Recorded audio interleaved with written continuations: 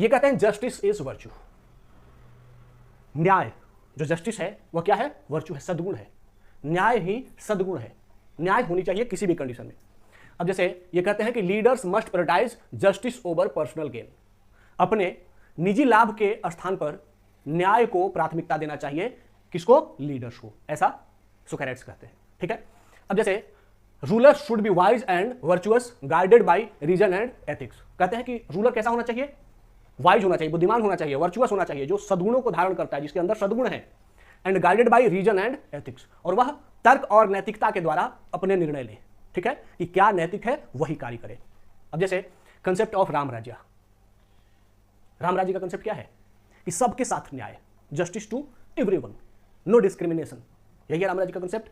ये क्या है? जस्टिस इज वर्च्यू, जस्टिस ही सद्गुण है। फिर Swarochit Somvanshi, he is a very famous IAS officer in Madhya Pradesh, and इनके साथ एक केस हुआ। ये मई जून का महीना था, गर्मी का महीना था, and he was travelling to, और वो इंक्वायर कर रहे थे अपने डिस्ट्रिक्ट में एज ए DM। तो उन्होंने, जब वो मई जून के लू, बहुत तेज लू चलती है, उसी दौर में गुजर रहे थे, तो इन्होंने देखा कि बच्चों का एक रिहेबिलिटेशन सेंटर है जहां पर गरीब अनाथ छोटे बच्चे रहते हैं।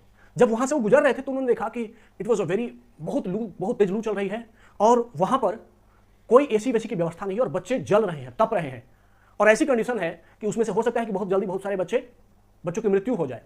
तो इन्होंने विदाउट वेस्टिंग एनी टाइम, इन्होंने क्या किया? तुरंत अपने ऑफिस में फोन किया और बोला कि मेरे ऑफिस में 4 AC हैं, चारों खोल करके ले आओ, और अपने ऑफिस का चारों AC मंगवाया और उस बच्चों के रिहेबिलिटेशन सेंटर में लगवा दिया। एंड अगले 4 दिन तक खुद पंखे के नीचे रह करके काम किया। और इसका इंपैक्ट क्या पड़ा? क्योंकि उस समय ऑफिशियल प्रोसेस में जाते तो टाइम लगता, एंड इनके पास फंड की भी कमी थी।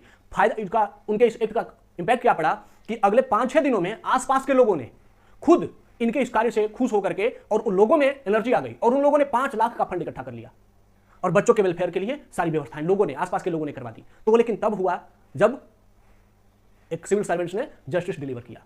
उन बच्चों को जस्टिस चाहिए था, तो इन्होंने तुरंत जस्टिस डिलीवर किया कि as a king, as a leader must prioritize justice over personal gain. तो इन्होंने पर्सनल गेन को प्रायोरिटाइज नहीं किया कि नहीं, मैं बिना AC के भी काम कर सकता हूं, लेकिन उन बच्चों को AC चाहिए।